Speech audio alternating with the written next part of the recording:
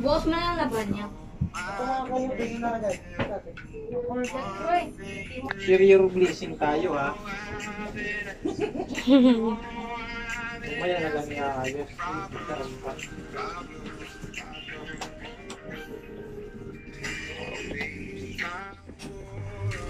Gumagawa siya sa sarili ng step.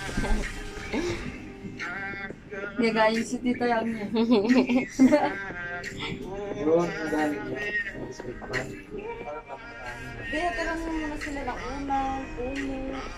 No, parang the place lang yung mati na nagiging priority sila. Priority for sure. Hindi pa paano natin yung dito na.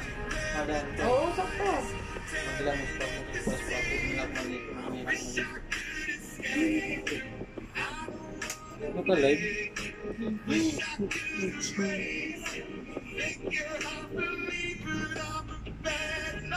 Galing. Step niyo lang ako sa Nagawa ng gabi na.